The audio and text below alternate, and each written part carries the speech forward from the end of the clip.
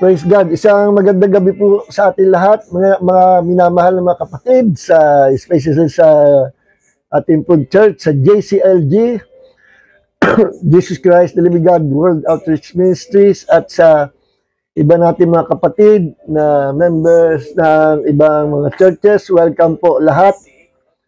Lahat po ay welcome dito sa ating online Bible study. At today is Friday. Ito po ang ating JCLG Friday Online Bible Study. At ito pa rin ang inyong lingkod, si Pastor June Cortez from San Pablo City. Let's pray. Hallelujah. Lord, marami po salamat sa gabi ito sa amin pong pag-aaral ng salita. Kami po ay tutungo sa salita under the leading guidance and teaching of the Holy Spirit.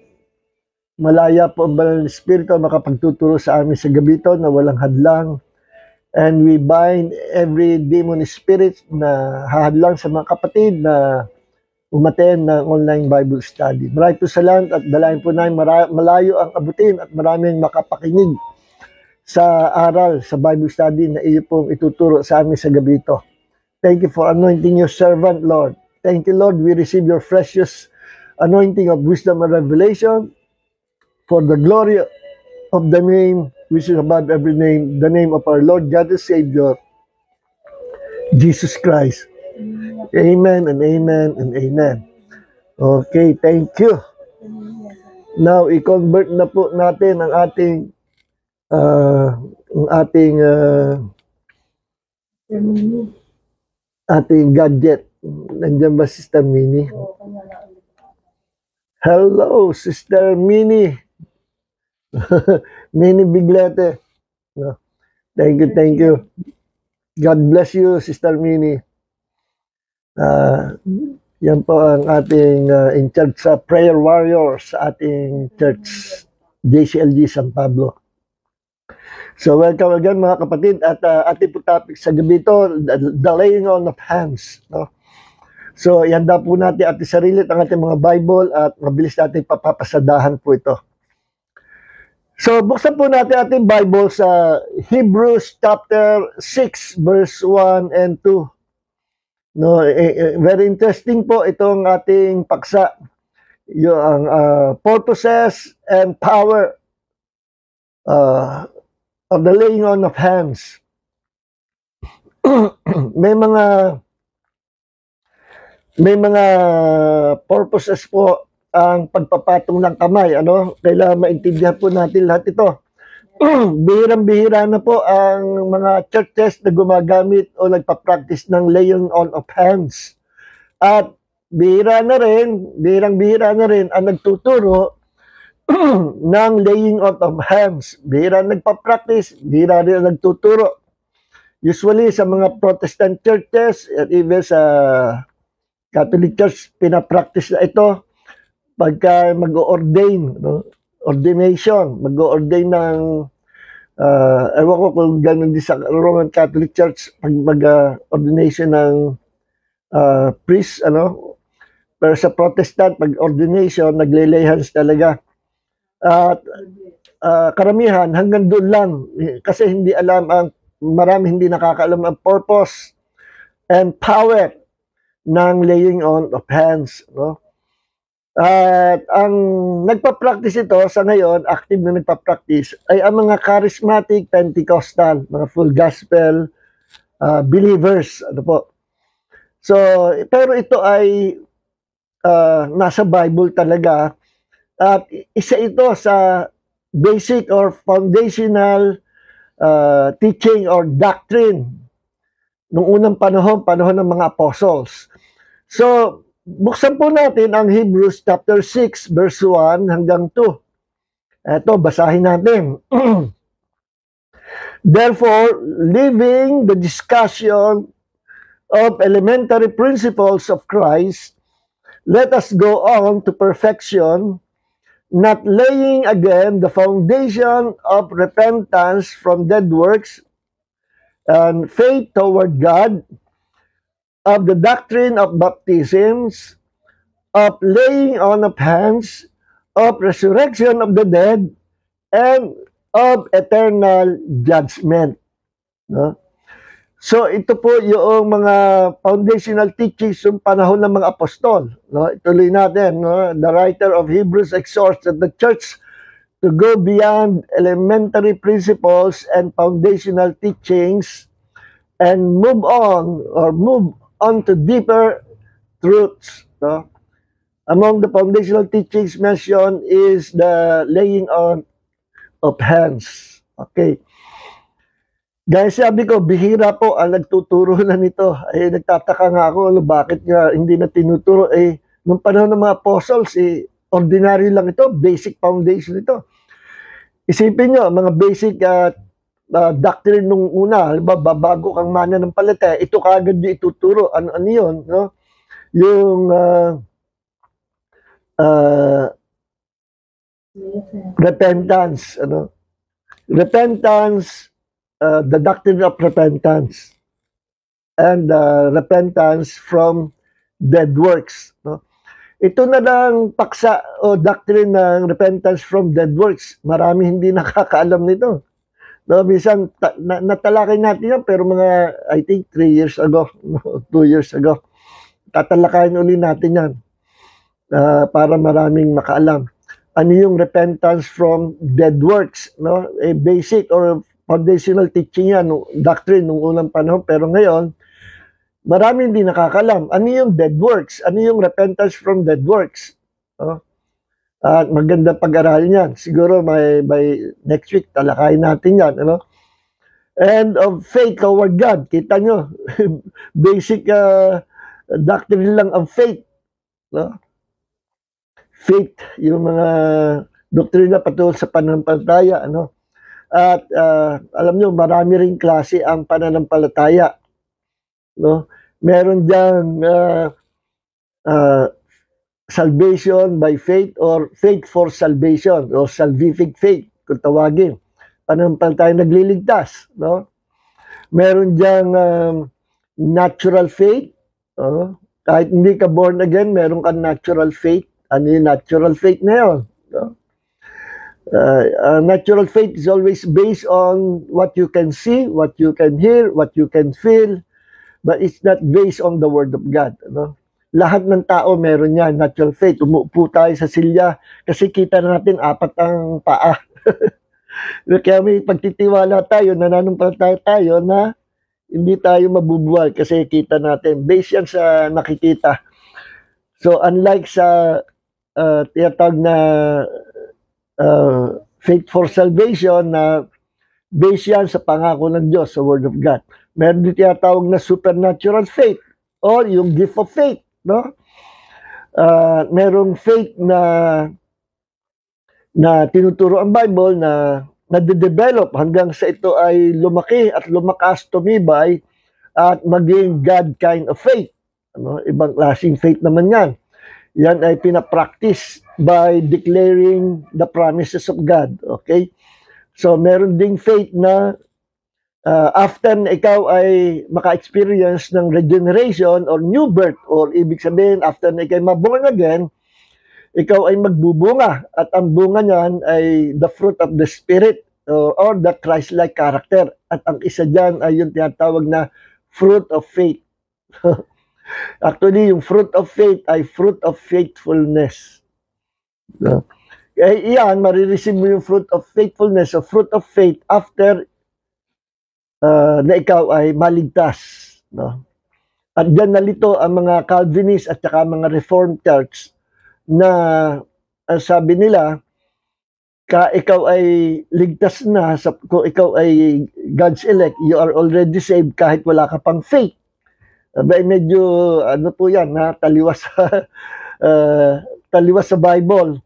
Kasi hindi ka maliligtas without faith at malinaw yan sa Ephesians 2:8. Kaya review sa mga kaibigan natin Calvinist and Reform.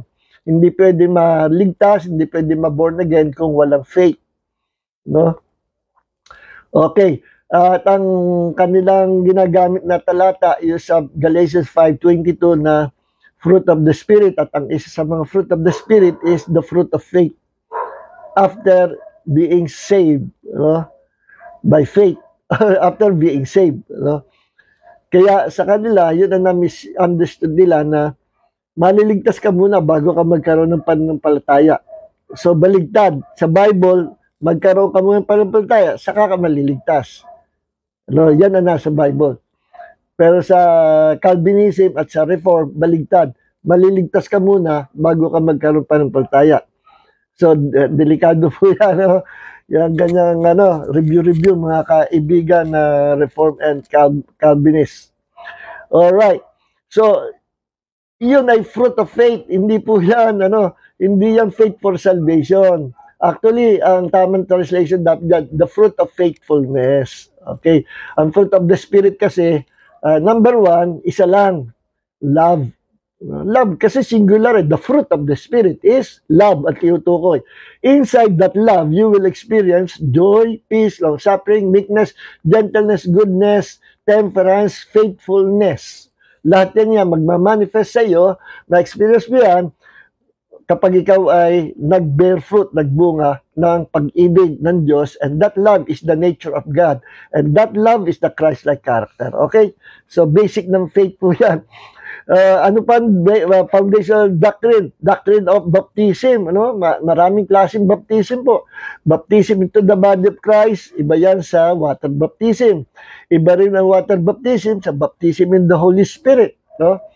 At iba rin yung baptism ni John the Baptist, iba rin yung baptism in water. Okay?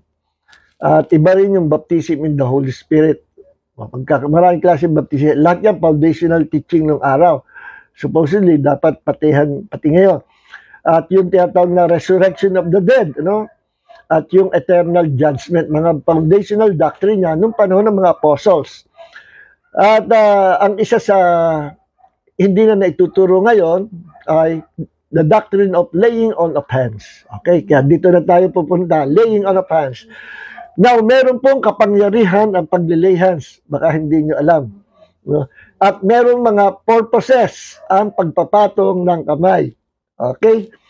Number 1, ano ang number 1 purposes or purpose of for the laying on of hands?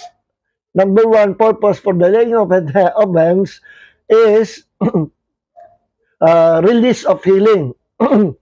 For releasing the healing power of God, or to release the power of healing anointing.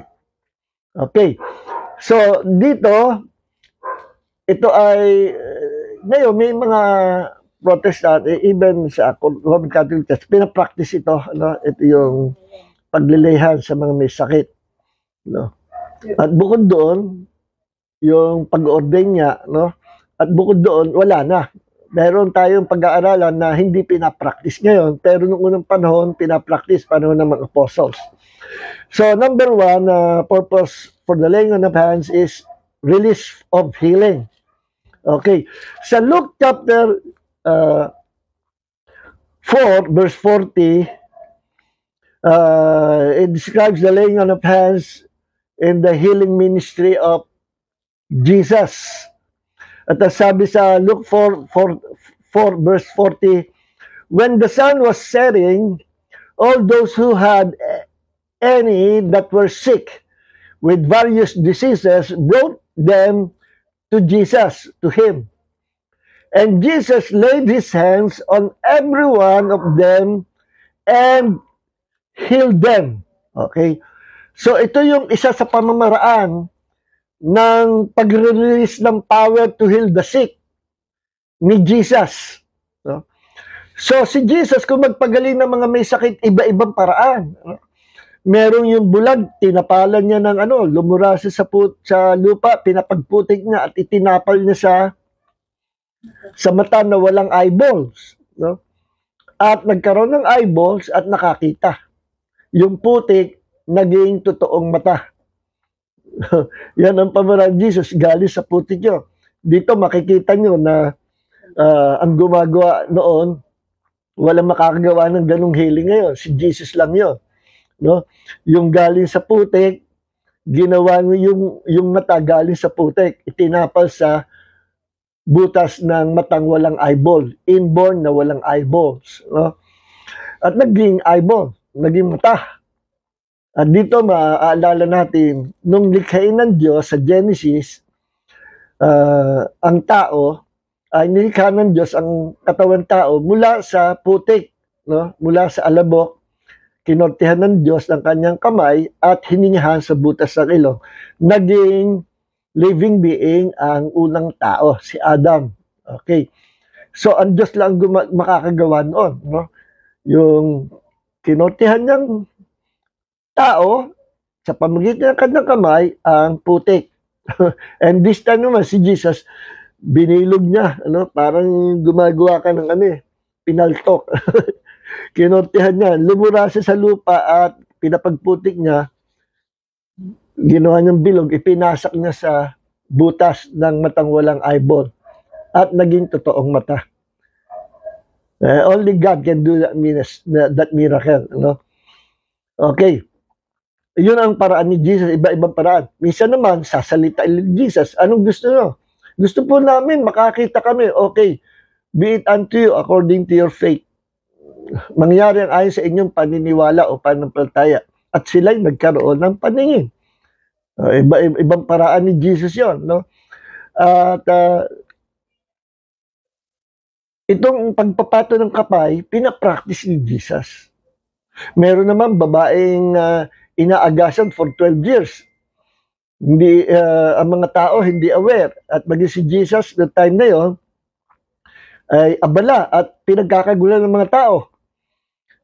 Ang daming nakakapit sa kanya. Ang daming humahanga. Bigla superstar si Jesus dahil miracle worker. Dahil itong babaeng ito, talagang determinado siya. Sinabi niya, pag nakita niya si Jesus, hahawakan niya, laylayan ng kanyang damit, at siya ay gagaling. Yun ang faith ng babae.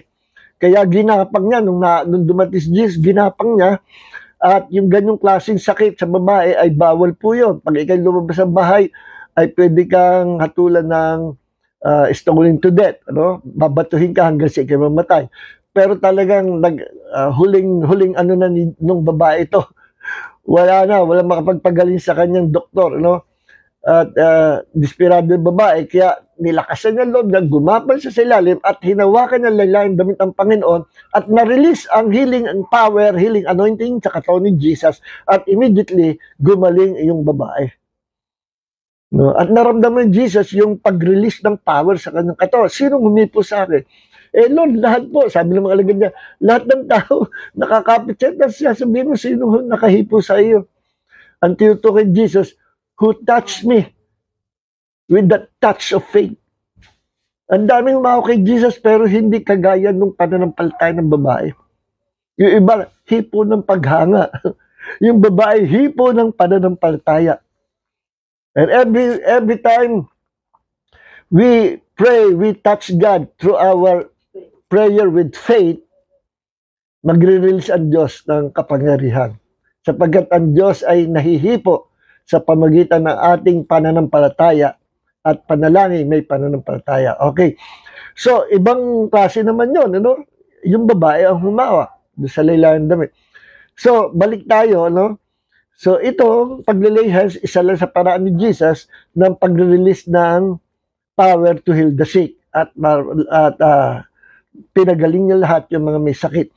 At sinabi naman ito ni Jesus na aakyat siya sa Ama nung siya ay nag-resurrect, iba ng kanyang katawan, glorified body, at siya, sinabi niya, babalik na siya sa Ama to sit at the right hand of the Father. At ang huling tagubil niya sa kanyang malagad, Great Commission, go into all the world and preach the gospel to all nations, and baptize in the name of the Father, Son, the Holy Spirit. Those who believe and is baptized will be saved. Those who will not believe will be condemned. Will be damned or condemned forever. And this sign shall follow them that believe. Mark chapter 16 verse 18. You will lay hands on the sick and they will recover or they will be healed. Itong sign ito or tataglayin naman ng palta ang kapangyarihan ito. Ang mga tandang ito na pag kayo nagpatong sa mga may sakit ng inyong kamay, sila ay magsisigaling. You will cast out demons in my name. Sa pamagitan paggamit ng pangalan ni Jesus, maglalaya sa mga demonyo. Okay?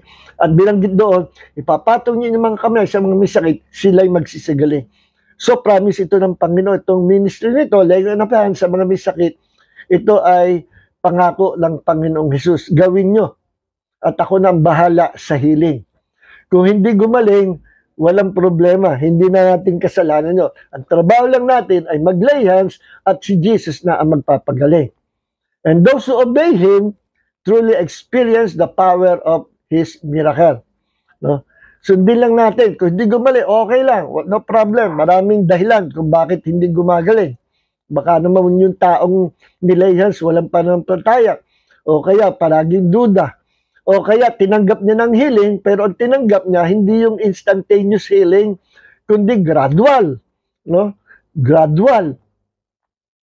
Parang yung mother ko, nung merong goiter, kasi laki ng itlog ng manok, ready for operation, nagpapara-schedule na siya sa FEU, hospital for operation, pero dumating yung isang man of God, evangelist sa Araneta, so nagyaya yung mother ko, at gusto na niya na maipag-pray doon. At yung evangelist ako, sa dami ng tao, nandun kami sa general admission, doon sa pinakataluktok ng Araneta Coliseum sa itaas. At ang mga tao ay nakakalapit lang doon sa evangelist na may healing anointing, ay yung mga nasa ibaba. At sabi ng evangelist, well, yung mga nasa taas na may mga bukol, no? Kung sinong kasama nyo, magpa-lay hands kayo sa kanila and you will receive your healing. Nilay hands namin yung mother ko, kami yung kasama, at pag-uwi namin ng bahay, sabi niya, habang parang may epekto, parang lumiit-liit. Tapos kinabukas, sa paggising niya, sabi niya sa akin, dun, lumiit yung goiter ko. Sumunod na araw, mas lumiliit pa. After 1 week, lumiit. Nakita niya, lumiit niya. After 2 weeks, mas maliit na. And after 1 month, completely, totally, that goiter, nawala. Totally gone. Forever. At hanggang sa namatay yung mother ko, hindi na bumalik yung goiter. So, na-receive na yung healing through the laying on of hands. At kami, mga ordinaryo mananampalataya lang nung panahon na yon. At ako ay hindi pa rin pastor, ordinary ako, ilang years pa lang ako naliligtas noon, baguhan ako, pero kami yung naglayhan sa kanya. At ang kasama ko ay kapatid ko na hindi pa mananampalataya, nakilayhan sa rin siya. So, purihin ang Panginoon. No? So, sa pamagitan ng pag-lay hands, na-i-impart yung healing power ng healing anointing. No? At tinagubilin ni Jesus yan. Itong mga tanda nito ay sasama sa mga mananampalataya. These signs shall follow those who believe. In my name, you will cast out demons. In my name, you will lay hands on the sick and they will be healed. Okay? So, let's practice laying on of hands sa mga may sakit. Alright. So, number 2, for commissioning. Pagkukomisyon. O kaya, pag-ordain, halimbawa, i-ordain ka as bishop, i-ordain ka as elder, i-ordain ka as pastor, nilelay hands po namin yan, yung i-ordain. At ang naglelay hands, yung nakakataas sa kanila, na senior pastor, yung nakasasakop sa kanila, kasi sa pag-ordain, pag-release ng mananampalataya na i-ordain mo sa ganung posisyon, ang naglelay hands yung nakakataas sa kanya. No? Okay, yung mga bishop o pastor o senior pastor, para ikaw din ay ma-ordain to become a pastor. No? Or kung ano man, o head ng ganung ministry, or head ng gantong ministry, pwede rin gamitin ang paglelay hands. And through the laying on of hands, binibless ng tao yung patungan ng kamay. No? Kung siya i-ordain sa pagpapastor at nilay hands ng kanyang senior pastor, nagkakaroon ng impartation of God's anointing at pwedeng ma-impart yung tinatawag na pastoral anointing sa tao na ilay hands for ordination. No? Ngayon, ganun din for commissioning. No? So, itong number 2, commission into service. Pag i-commission mo sa service, no? At meron pangyayari sa Bible sa Acts. Acts chapter 13, si Paul ay isa doon sa mga group of believers, mga teachers, prophets na mababasa natin ito sa sa Acts chapter 13, na samantalang sila ay basahin natin. Acts chapter 13 verse 3. Then having fasted and prayed, kaya tingnan nga natin.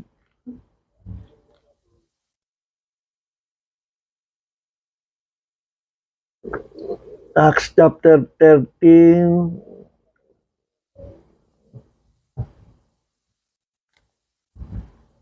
verse 1. Basahin natin from verse 1. Now there were prophets and teachers at Antioch. In the church that was there, Barnabas, ito yung group of people sa Antioch, Barnabas, Simon, who was called Niger, Lucius of Cyrene, Manaen, who had been brought up with Herod, the Tetrarch, and Saul. Ito si Saul ang naging apostle po. So, ito yung mga tao nandoon. Ilan sila? 1, 2, 3, 4, 5. No? 5 sila. Sabi, there were prophets and teachers. So, at that time, si Saul o si Paul ay isa lang siya sa mga prophet or teacher, no? Sa group na yun. At sabi sa verse 2, while they were serving the Lord or while they were ministering unto the Lord, serving the Lord, isa yun, and fasting, the Holy Spirit said, set Barnabas and Saul apart from me for the work to which I have called them. Ihiwalay nyo sa akin, para sa akin, sa katangi-tanging pagkatawag or ministry na gagampanan nila, ang aking mga lingkod na si Barnabas at si Saul. No? At meron silang assignment. Merong bagong pagkatawag sa kanila. At ano yung pagkatawag niyo? Iko-commission sila bilang apostles. Then when they had fasted, verse 3, and prayed, and laid their hands on them, they sent them away.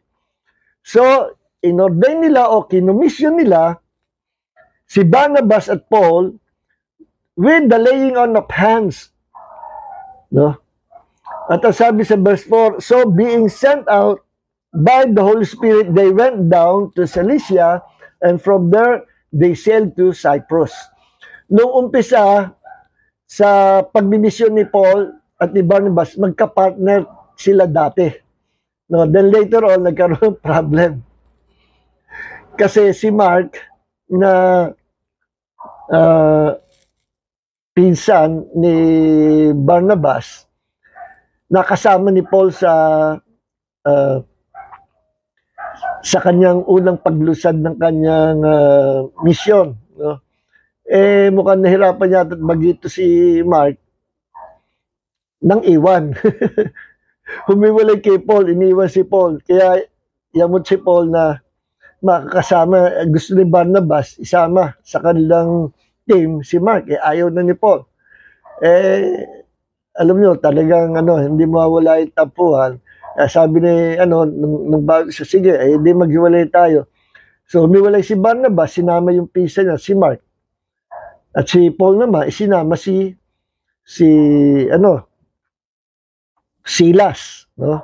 So, doon nagkahiwalay si Paul Barnabas na dating sila ang mag-partner sa apostolic mission. Okay. But later on, sa mga sulat ni Paul, ay sinabi ni Paul na nung siya ay nakulong, papadalawin nyo dito si Mark, malaking bagay sa akin, malaki ang naitulong na. Nawala na rin yung mga tampo-tampo. Sabi ni Paul, malaki ang naitulong ni Mark. Okay. So, dito makikita natin na kinomisyon sila sa apostolic mission. no, si Paul and Barnabas. Okay, balik tayo.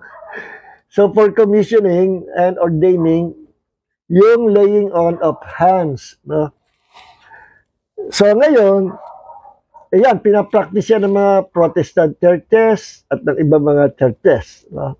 Nilelehan sila for ordination at saka commissioning. Yung mga tao. Number 3, ang laying on of hands ay to impart the power of the Holy Spirit. No? To impart the power of the Holy Spirit. So ito po ay ginagawa ng mga unang alagad, ng mga apostles, mga naunang disciples ng Panginoong Hesus. Mabasa natin sa Book of Acts. May mga mananampalataya na hindi pa natatanggap, mga born again na, pero hindi pa nila natatanggap yung baptism of the Holy Spirit. So ginawa ng mga apostles, tinulungan nila yung mga alagad na yon to receive the baptism of the Holy Spirit through the laying on of hands. So they may receive the baptism of the Holy Spirit. Ginagamit pala yung nung unang panahon para maka-experience ng baptism of the Holy Spirit yung mga mananampalataya. Pinapractice ng mga apostles. Sa Acts chapter 8 verse 17, ang sabi ganito, then they laid hands on them and they received the Holy Spirit. No? The apostles laid hands on the new believers in Samaria and they were baptized in the Holy Spirit and began to speak in other tongues. They received the baptism of the Holy Spirit and they also received the gifts of the Spirit. So, ang laying on of hands is to impart the power of the Holy Spirit. Meron pa sa Acts chapter 19 verse 6. Here is another description in this time, the ministry of Paul. Sabi sa Acts chapter 19 verse 6.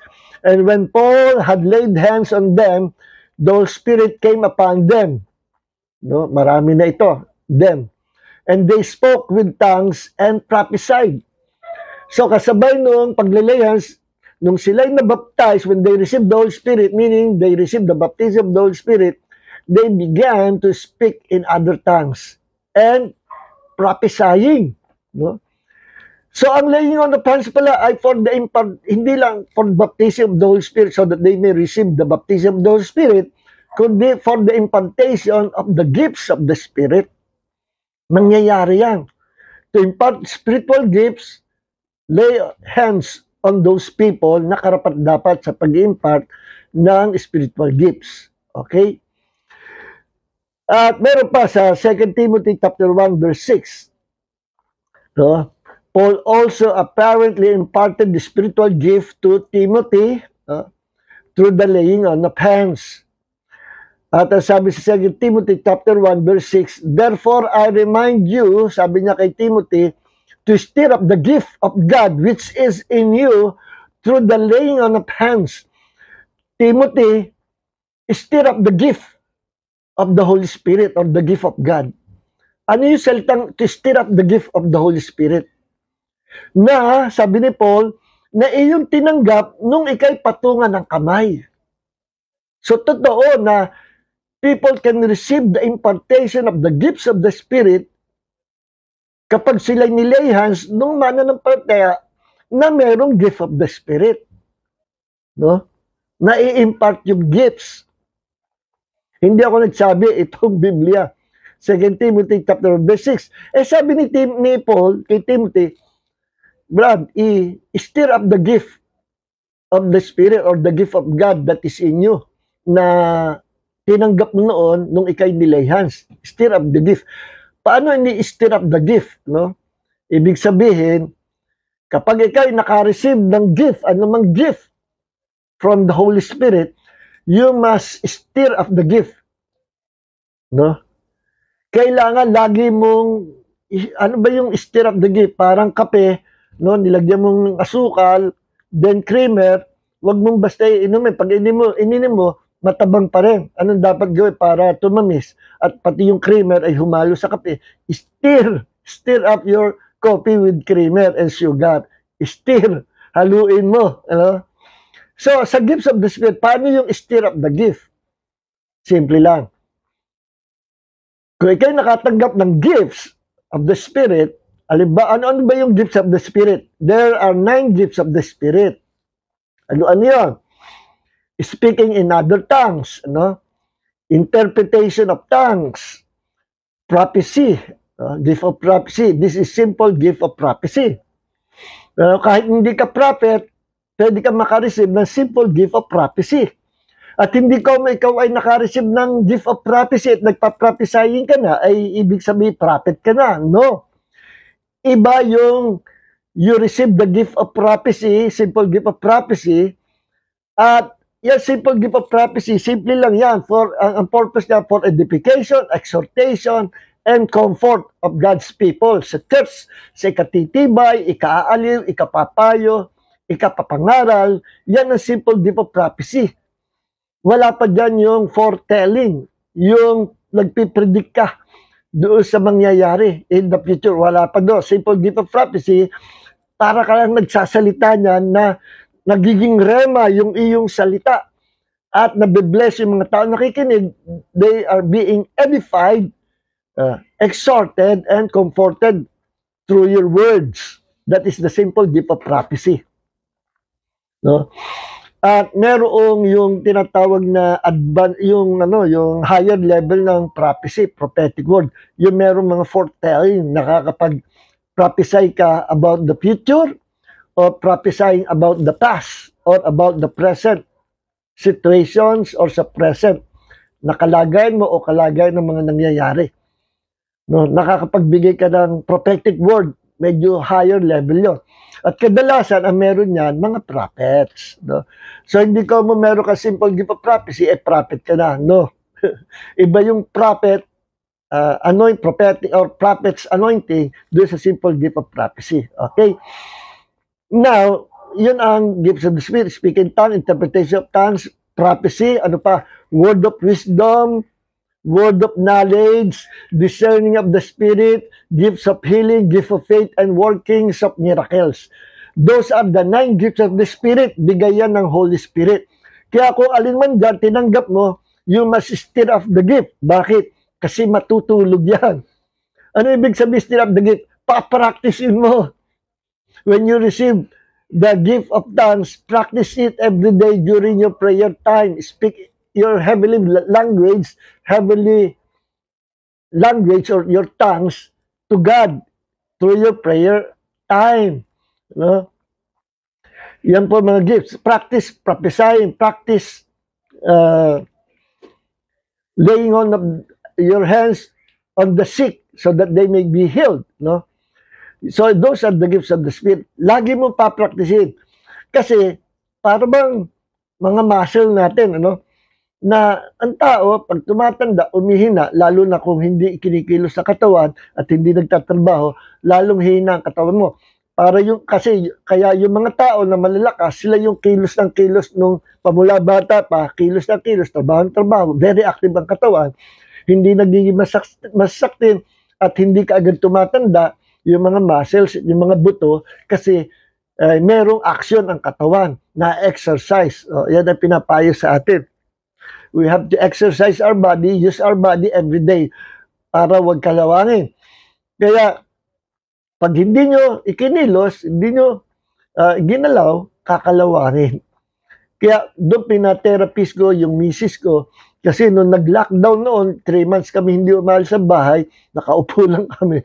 No?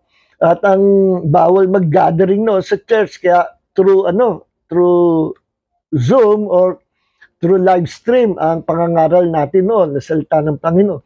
So nasa bahay lang kami, nakaupo.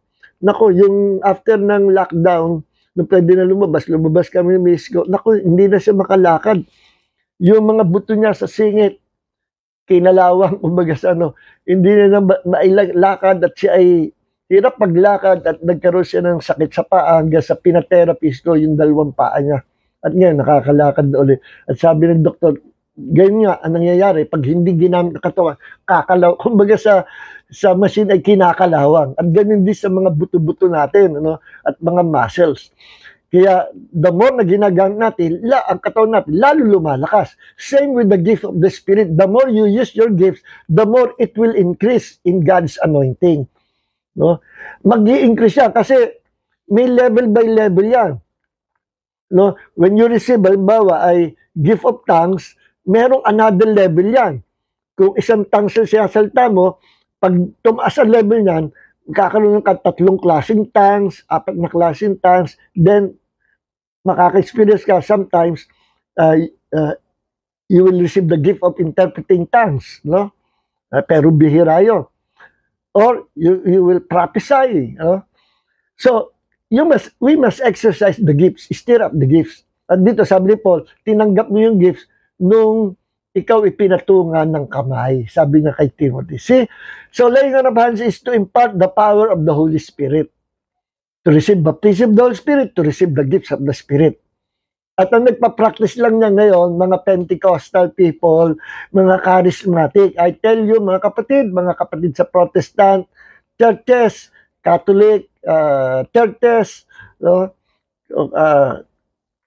Kung gusto niyo magamit ng Panginoon, practice laying on of hands, no?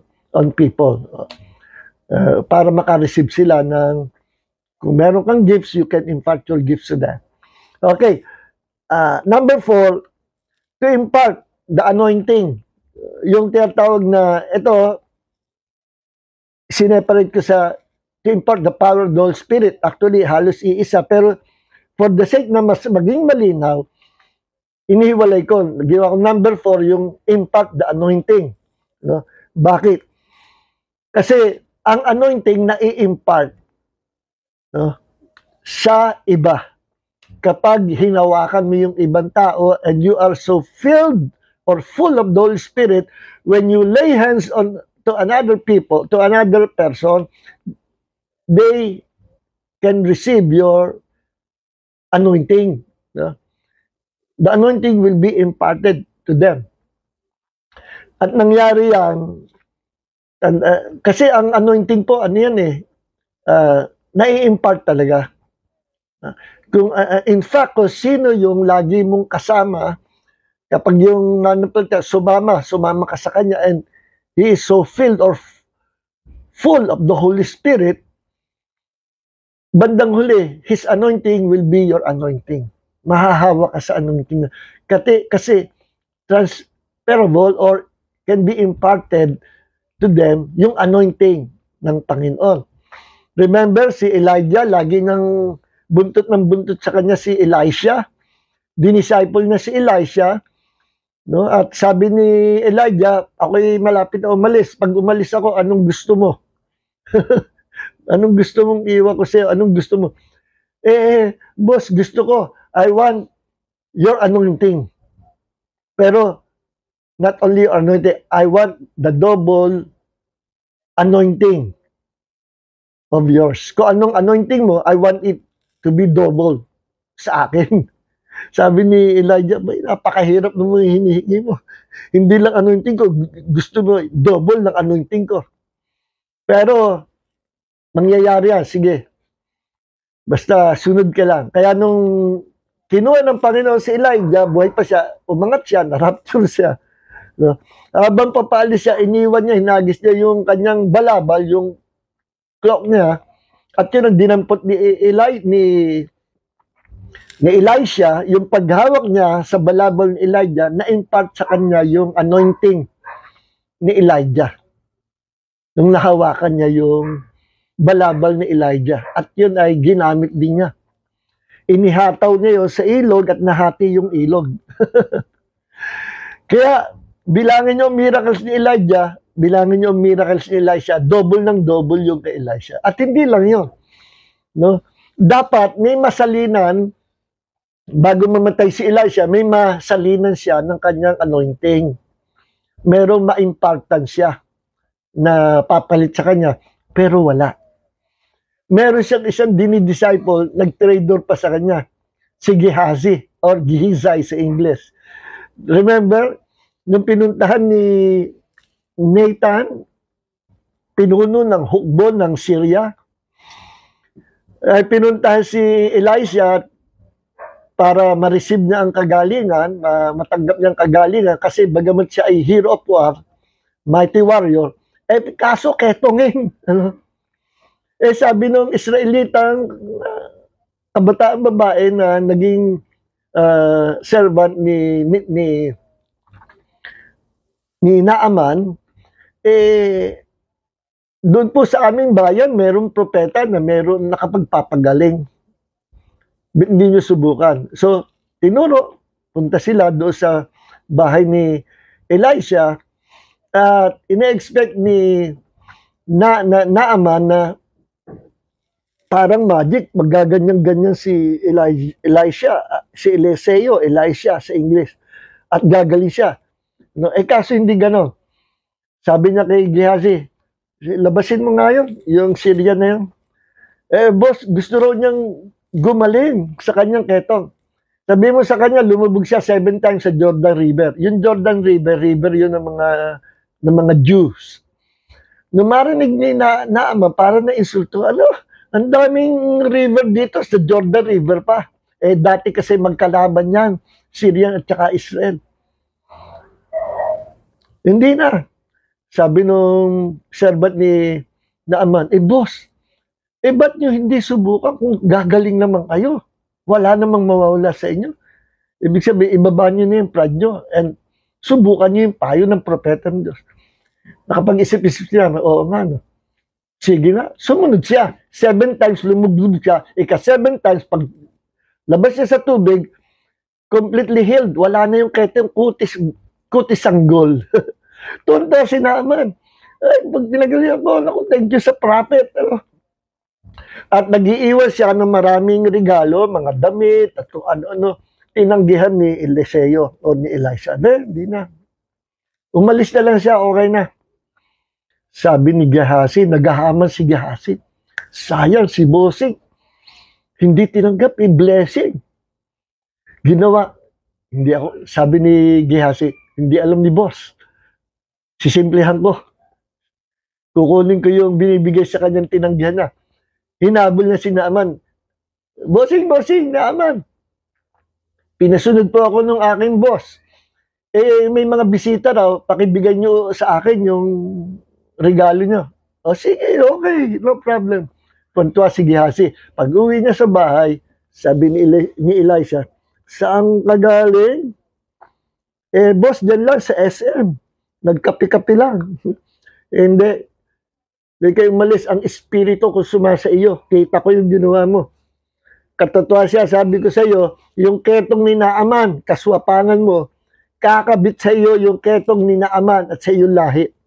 At doon natapos ang pagsama niya sa propeta ng Diyos. Supposedly, dapat siya yung na-disciple ni Elisha, hindi na. At namatay na sa ketong. Si Gehazi, forever, nabura na siya. Kaya, nag-iisa si Elisha, nung namatay siya, nilibing siya after several years, eto na, may istorya dyan. Nasira na, nabulok na yung libingan niya. Siguro, after mga 40 years, no? Eto, ang mga Jews, maglilibing ng kalampatay. Pero, di kalayo, ang biglang kita nila, may mga kalabang dumarating. Naku, may kalaban, paano itong bangkay natin? Saan natin tatago? Itago natin yung butas yung libingan. Walang laman yun. Ipasok natin doon. Pinasok nila yung bangkay at yung bangkay dumikit. Dumikit doon sa kalansay ni Elisha. Matagal ng patay. Nung pagdikit sa kalansay ni Elisha, nabuhay yung patay. Bakit nabuhay? Kasi yung anointing ni Elisha, wala na siya na pagpasahan na intact sa kanyang kalansay yung anointing at nung napadikit yung bangkay, nabuhay yung bangkay. That's the power of that anointing sa buhay ni Elisha. Double anointing. Yung patay na buhay. Napadikit lang sa kalansay ni Elisha. Kasi natatransfer ang anointing at healing and miracles through the laying on of hands. Paghipo sa mga tao.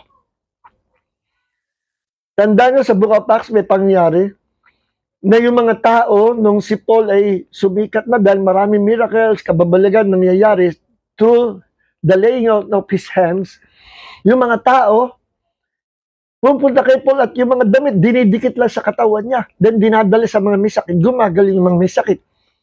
Yung mga panyo, apron, dinidikit sa katawan ni Paul, dinadala sa demon possessed, lumalayas yung demonyo. No? So, dinidikit lang. Para na rin naglay hands. See? Okay. Impartation of God's anointing through the laying on of hands. Merong pangyayari sa Numbers chapter 27 verse 18 hanggang 20 na ito sabi ng Panginoon kay Moses. Ito yung patungkol naman kay Moses at kay Joshua. Gusto ng Diyos ihanda si Joshua na papalit kay Moses in the future. So Moses must lay his hands on Joshua.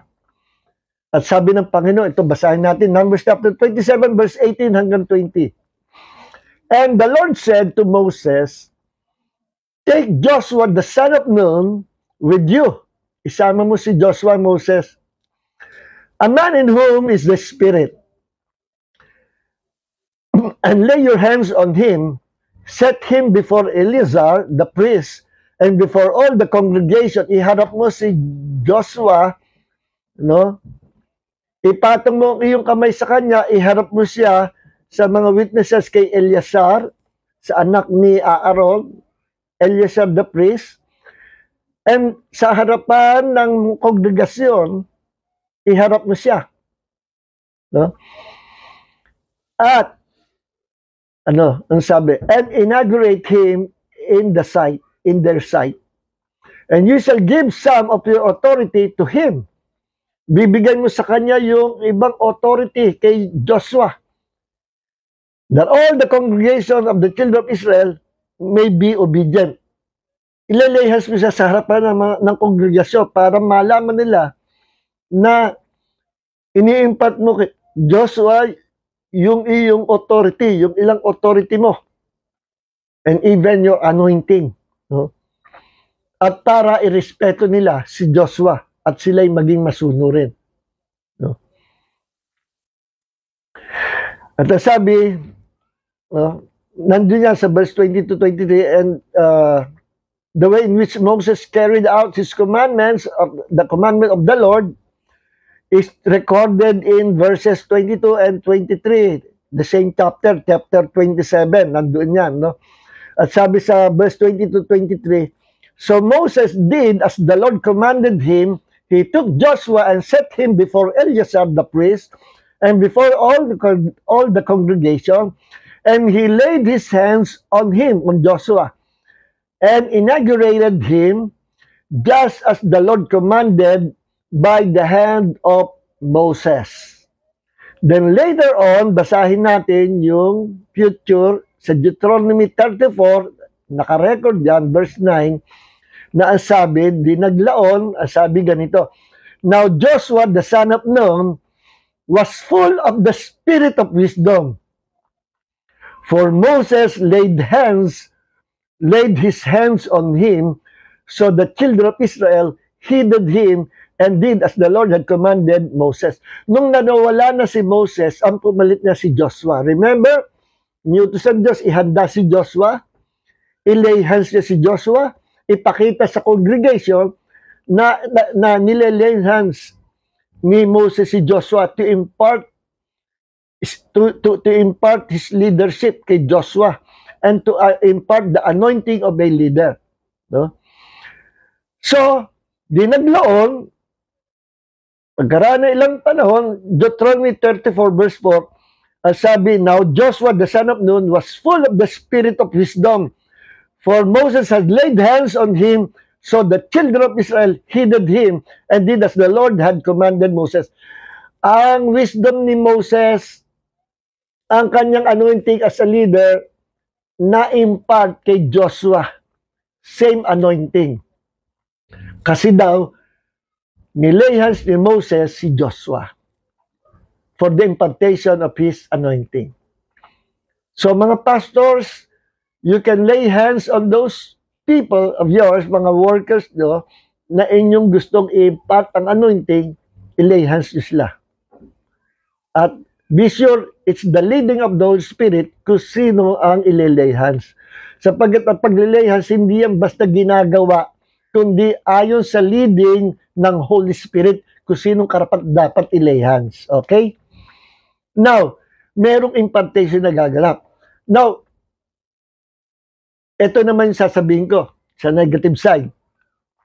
Huwag kayong magpapalay hands sa mga pastor, evangelist, o sinasabing they are servants of God na hindi nyo naman kilalang lubos. Mga dayo, hindi nyo kilala. Huwag, delikado. Bakit? Baka meron niyang kakaibang spirit, no? Baka meron niyang ibang spirit na dala-dala, ang mai-impact sa inyo hindi yung anointing, kundi yung spirit na hindi maganda na dala-dala nila na mai-impact sa inyo. Na yung spirit na yon ay demonic spirit that can be imparted to you. Kung tawagin niya na transference of the spirit. Pag sa Panginoon, impartation of God's anointing. Yan naman, pagka demon spirit, ang ita-transfer, transference of the spirit. No? Na ita-transfer. Yung mga alimbawa, isang tao na may spirit of lust, immoral, no? Sumasama yung taong malinis. Binabarkada siya at lagi araw-araw halos sila magkasama, naging best friend sila. Nako, asahan nyo, yung taong malinis na yon, inosente sa karumihan, yung spirit of immorality and lust na nandun sa tao na naging kaibigan na, will be transferred to him. No? Ang tawag din, transference of the spirit. At yung later on, yung tao na yung malis, magiging ganun din, immoral din. Yes. Kaya may warning nga si Paul sa mga kalalakihan na sabi niya, huwag kayong makikiapid o gagamit ng mga prostitute o makikiapid sa prostitute. Banal ang sex, no? At kapag kayo nakipag-sex, pumatol sa prostitute, hindi nyo ba alam na yung kasalanan niya na-i-impart sa inyo? Even his spirit or their spirit, no? Her spirit can be transferred to you. No? Halimbawa, prostitute na babae, no? Nakipagtalik yung lalaki o Kristiyano na trap. Nako, yung kasalanan ng babae, dadalhin din niya. At yung demon of lust or demon of immorality na nasa kanya, kaya siya naging prostitute, mai-impact din sa tao na yon. Yes, at delikado. At delikado yun. Tapos, walang kalam-alam, no? Nagtalik naman sila nung asawa niya. Naku, yung spirit na dala-dala niya from the prostitute, may impact naman sa asawa niya. Kaya sabi ni Paul, delikado. Ang mga kasalanan na gagawa natin sa araw-araw, sa labas yan. Pero that sin of immorality, nasa loob mo yan. And it can be transferred to other people. Like to your wife or to your husband. Halimbawa, lalaki, nakipagtalik sa kapwa lalaki. At yung kapwa lalaki ay bading. No? Yung espiritu, ayun, nadala-dala niya, spirit of immorality, ma-impart sa kanya. Kaya meron mga macho, dahil pumatol sa mga ganon, mga bading, hindi po natin hinahamak yung mga bading. Reality talk lang, real talk lang tayo. Pumatol siya sa kayo at marami naman nangyayari gano'n. Marami mga cases, yung macho man, nagiging bading na rin. Yes. Kasi nagkakaroon transference of the spirit. At halimbawa, yung batang lalaki, minolest niya ng uncle niyang bading. Ano? Pinag-iipuan siya, minolest siya. Halimbawa, 5 years old na bata. Minolest siya nung kanyang uncle na bading. Nangyayari po yan. Ha? Pag lumaki yung bata, merong mga cases, nagiging bading na rin yung bata. Or, nagiging malaswa yung bata. Or, siya ay takot mag-asawa. Or, sometimes, meron siyang na-experience na hindi niya may paliwanag, na takot siya sa mga tao, takot siya sa lalaki, takot siya sa, meron siya kinakatakutan. Hindi niya alam, minalesta pala siya nung siya ay musmus na bata pa. So, huwag niyong iiwan ang inyong mga anak, kaya sa mga pinsan, sa mga uncle, o kanino man, o huwag niyo iiwan ang mga anak niyo. Kahit anak na lalaki, anak na babae. See? Huwag niyong iiwan sa mga pinsan. Meron akong na-counsel na ganyan, iniiwan ng magulang yung anak na babae, no?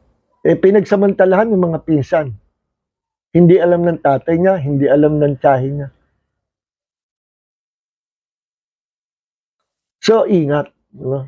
And sometimes, yung spirit natatransfer. Okay. That is the negative side. Iba naman itong layman of hands, positive side, good spirit or impartation of God's anointing na i-impact. Okay? At panghuli, to impact the blessing. At dito tayo magtatapos. May pangyayari, matanda na si Jacob. No? Isa sa mga anak ni Jacob, ni Israel, si Israel, ay si Joseph. Okay? Now, si Joseph po, remember Joseph, yung napapunta sa Egypt. No? Merong 12 sons si Jacob, si Israel, 12 sons at ang isa doon si Joseph. Si Joseph yung itinapon ng mga kapatid na binenta at napapunta sa Egypt. Ngayon, naging right hand ng Pharaoh or si Joseph ang naging gobernador ng Egypt. Then, umasenso siya, pinagpala ni Lord, at hanggang sa na-meet niya ang kanyang mga kapatid, pinatawad na niya, na-meet niya ang tatay niya, tuwa, doon na sila pinatira ni Pharaoh sa Egypt. At hanggang sa nagkaroon nga ito si Joseph ng dalawang anak, si Ephraim at saka si Manasseh. At matanda na si Jacob, malapit na sa mamatay, malabo na mga mata. So inilapit ni Jacob o ni Israel yung dalawa niyang anak, si Ephraim at si Manasseh. Ang matanda sa magkapatid ay si Manasseh. Si Ephraim ay mas bata. Okay, tingnan natin ang pangyayari. Inilapit kay Jacob or kay Israel to bless his kids, no? His children. Sa Genesis 48, verse 12 hanggang 14, ito po sabi, Then Joseph took them from his knees and bowed with his face to the ground. And Joseph took them both, Ephraim with his right hand toward Israel's left hand. No? So, si Ephraim ay nandito. No?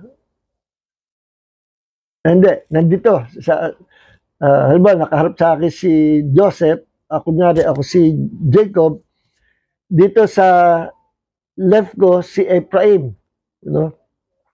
Si Ephraim. Sa right ko si Manasseh. So, kunyari ako si Jacob o si Israel.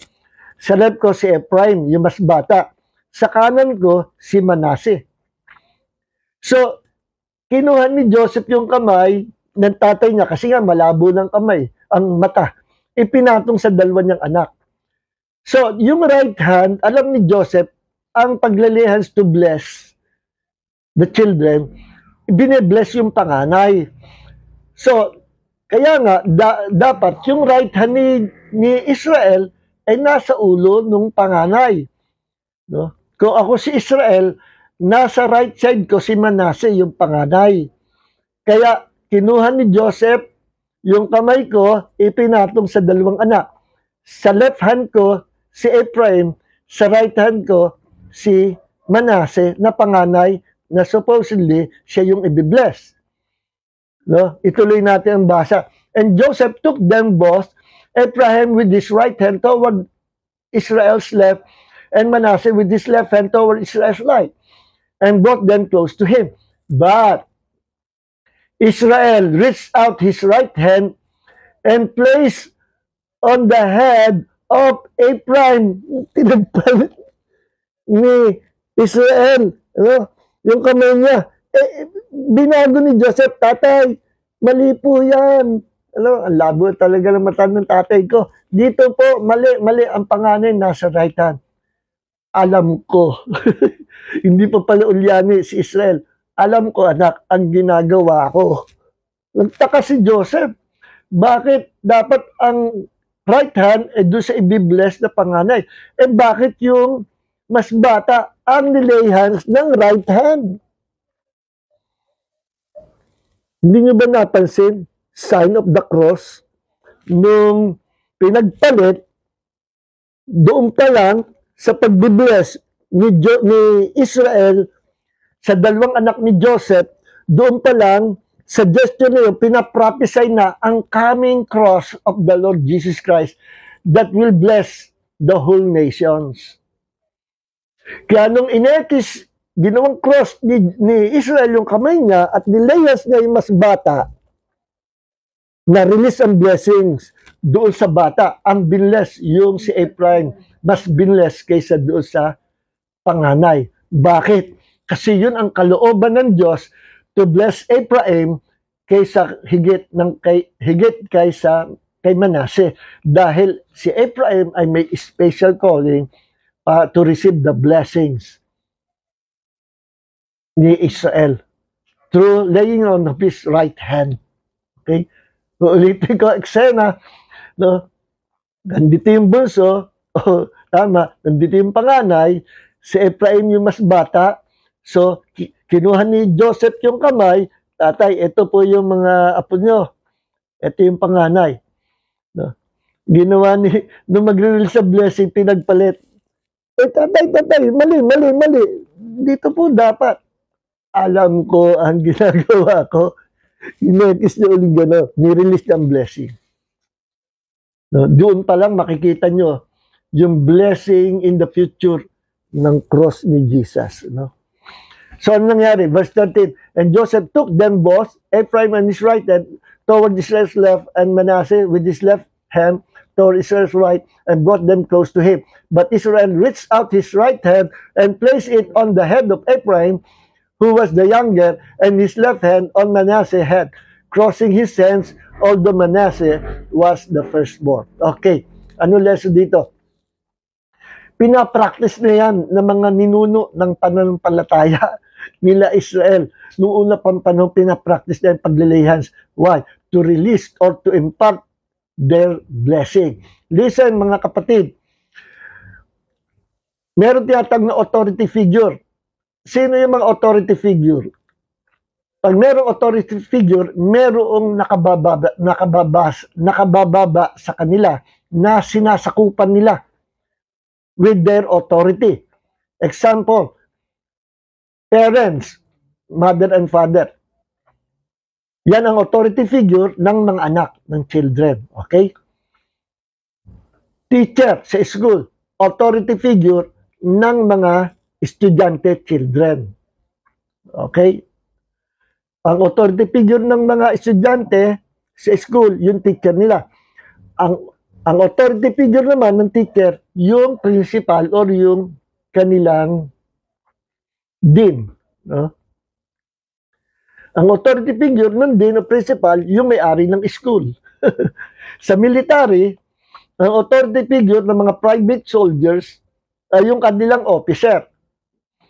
No? Kung first lieutenant yun or captain, at ang authority figure ng captain, yung mas mataas sa kanya, yung major. At ang authority figure ng major, yung general.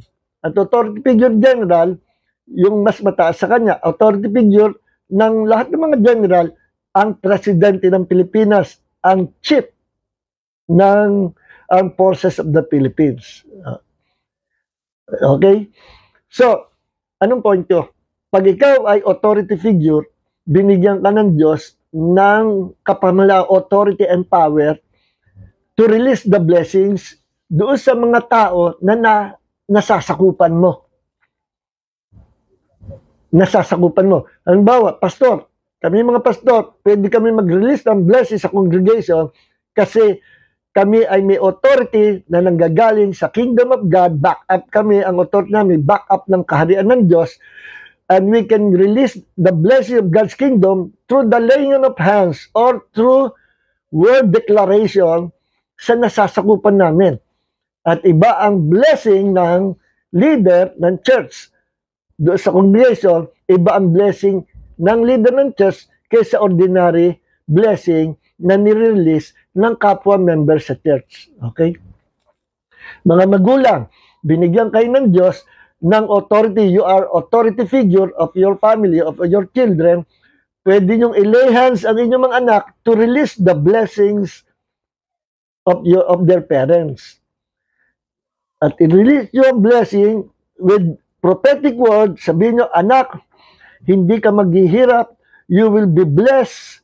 Lahat ng blessing na manggagaling sa north, sa south, sa west, sa east, ay pupunta sa iyo.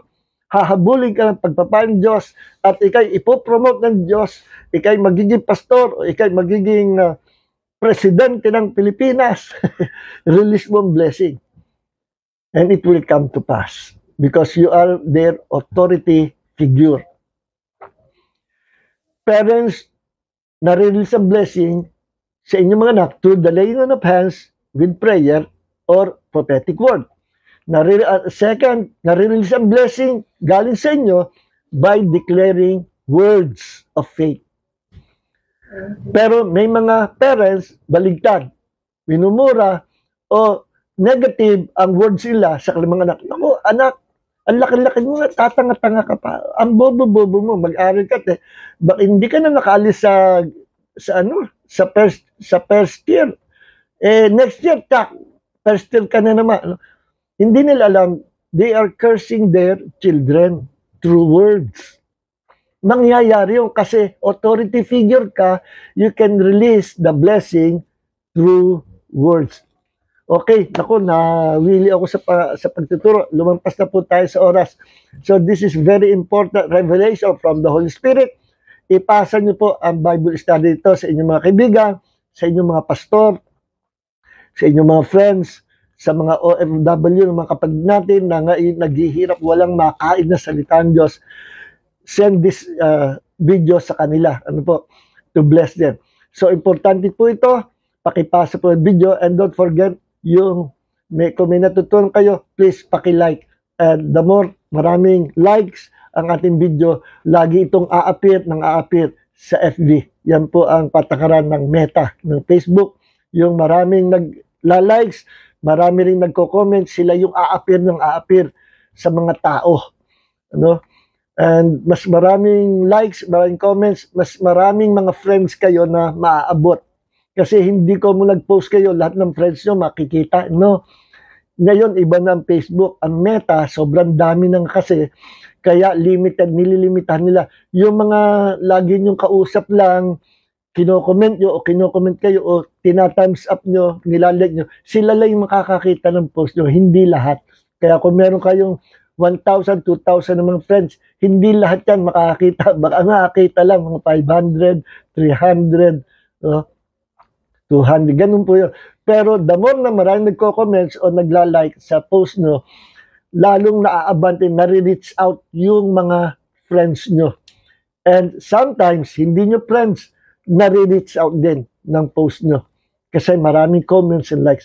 So, pakitulungan natin ang ministry ng Panginoon by sharing this video. God bless everyone. Heavenly Father, maraming salamat sa gabi ito. Amin po tinatapos ang oras ito sa napakalagang pag-aaral namin, ang laying on of hands, Panginoon. Truly, mayroon pong kapangyarihan to release the power of your kingdom through the laying on of hands. Maraming salamat. And Lord, heal those who are sick right now in the name of Jesus. At dinadalain ko po si Eds around Junjun, aking daughter-in-law, to binalik sa ospital. Heal her, Lord. Maging normal ang kanyang paghinga and complete healing from the top of her head to the sole of her feet. Lord, thank you, Lord, for filling her with your life, with your healing, and manifestation of your miracle anointing upon her life. In Jesus' mighty name, ganyan din lahat namang may sakit karamdaman, I declare healing. By the wounds of Jesus, you are healed.